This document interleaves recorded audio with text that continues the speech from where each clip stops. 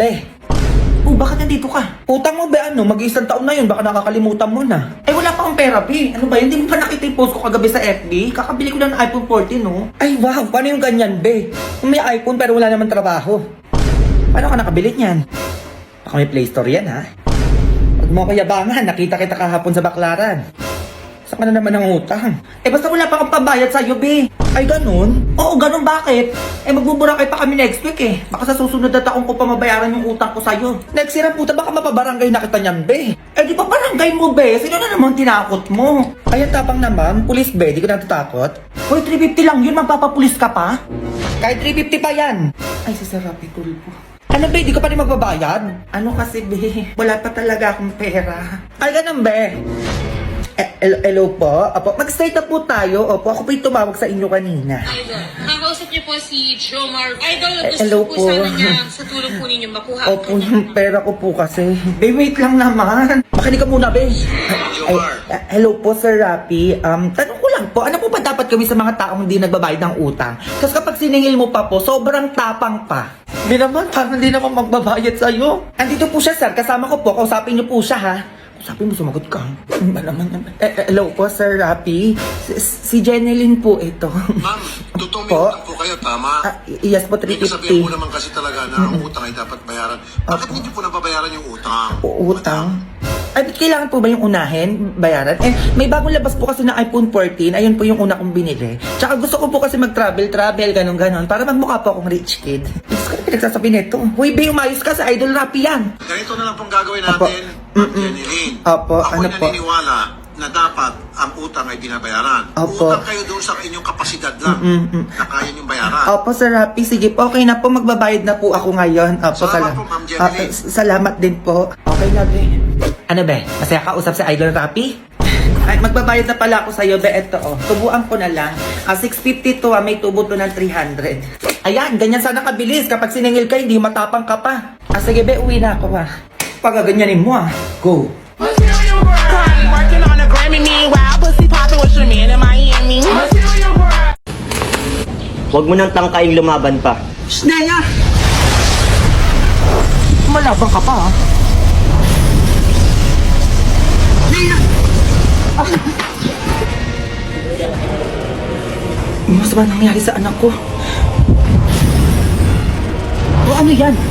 Ipananakot niyo yung anak ko? Naku, kahit sa inyo na yan, ay wala namang ginagawa yan sa bahay namin kundi kain tulog lang. 1 milyon kapalit ang anak mo. Sneya, ibigay nyo na lang yung gusto namin. Kung gusto nyo pang mabuhay. Di ba kayo natatakot? Anong laban ng 2 sa 3? Yan ang akala nyo.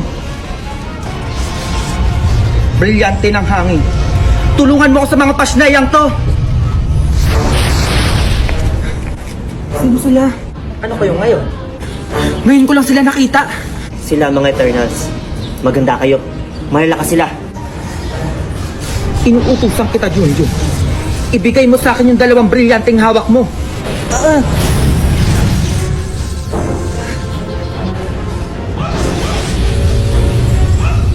Ina, si Junjun. Ang brilyante pa ng diwa. Halika, tulungan mo yung anak ko.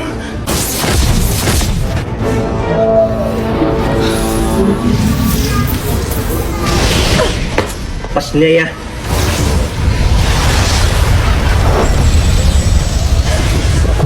Naramdaman ng brilyante ko na malakas sila. Kasi ata si Basing. Hindi siya pwede makatakas. Sa kabilang iskinito pumunta si Basing. Sundan mo.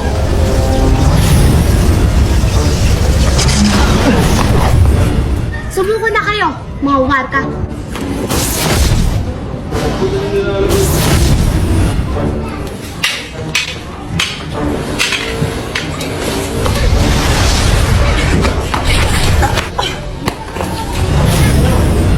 Inuutusan ko kayo. Agata, pananggal lang. Hindi kayo nakapangyarihan ko utusan ng isip nila. Halika na. Hindi natin sila kaya. Hindi pa tayo tapos, ha?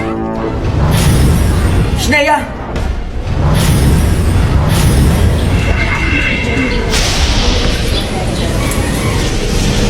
Ligtas na kayo ni Junjun. Kailangan na namin umalis. Pero kung kailangan mo kami, nandito lang kami. Maraming salamat sa inyo, ha? Brilyante ng hangin. Ibalik nyo na sila sa Debas. Susunod na yung mag-iingat ka.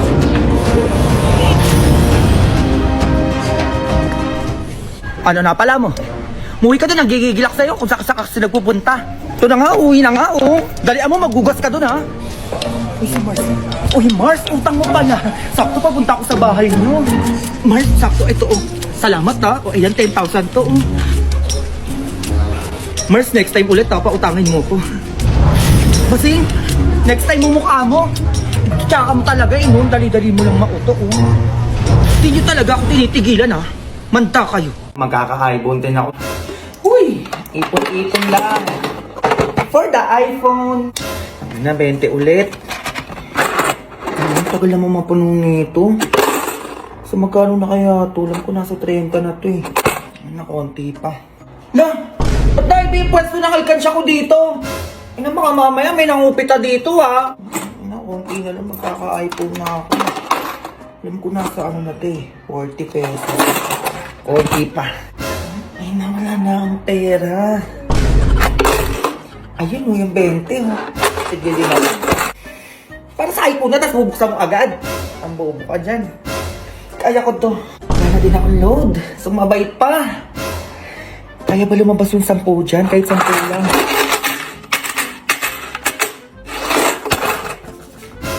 iPhone nga, pang iPhone nga. Nagutom naman ako ngayon. Parang ang sarap ng McDo ah. Kasi nakita ko pa yung story ni Sir eh. BFF price. Nabag-block nga yun. Tutubig niya lang ako. Konti na lang. Uy, be. O bakit? Tara siya tayo, be. Birthday ni Mikmik ngayon. Ay wala akong pera, be. Libre mo ako? Na ano, buraot pa din hanggang ngayon. Bahala ka dyan. Pupunta yung crush mo pa naman dun. Ano, be? Sumama ka na. Tanga, pupunta yung crush mo dun. Di ba, bet mo yun? Ano na, be? Ay pupunta na pala ako, be. O, sama ako. Nakahanap na ako ng pera.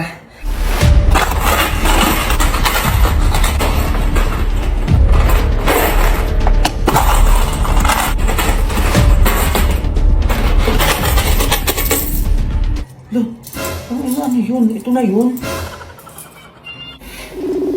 Be, O ano? sabay na tayo ah. Ay, teka lang, be. Magkano mo na yung bag mo? Ay, 60 to, Ba't be. ka na sumama, be? Kung 60 lang yung dala mo. Ano yung nangyari dyan? Sige, alis na ako.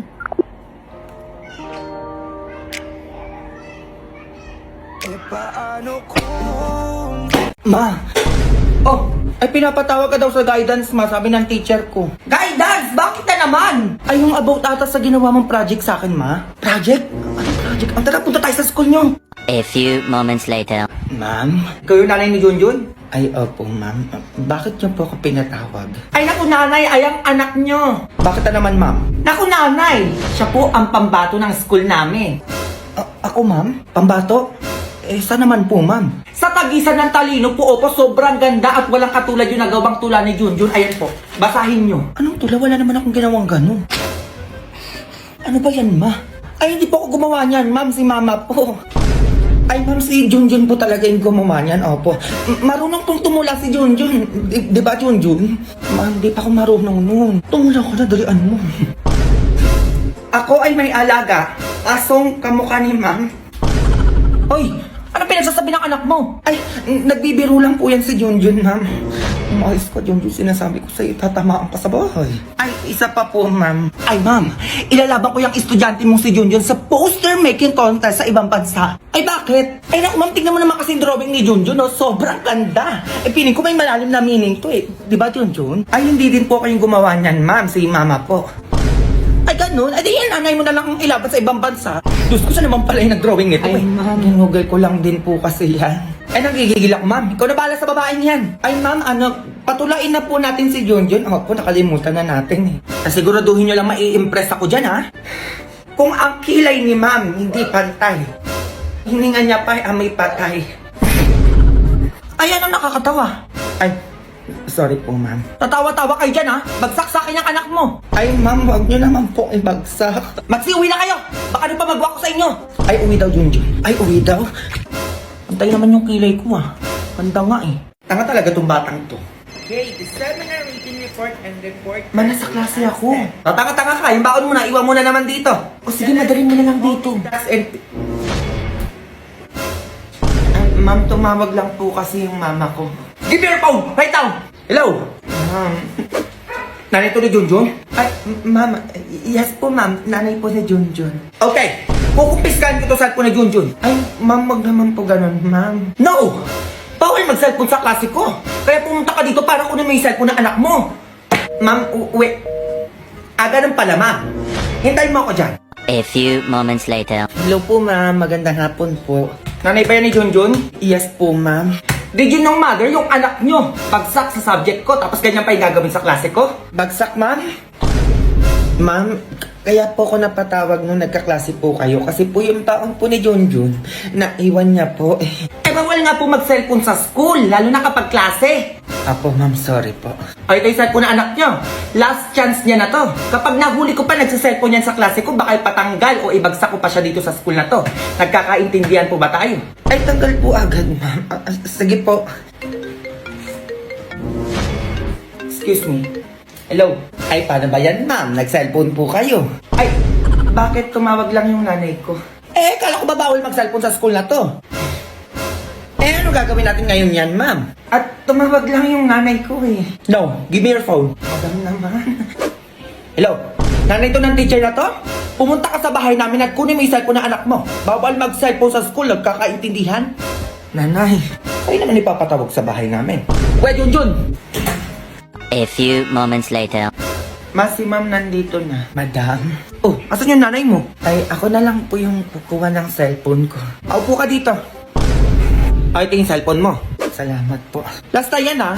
Pag nahuli pa kita nagsa-cellphone sa school nyo, alam mo na yon. Opo, madam.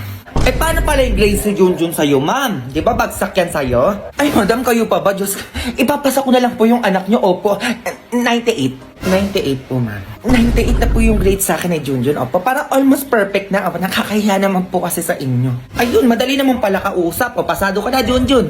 Ma'am, pwede na kayo mauwi. Bye, ma'am. Pag ginanyan mo, go. Working on a Grammy, meanwhile, pussy poppin' with your man in Miami.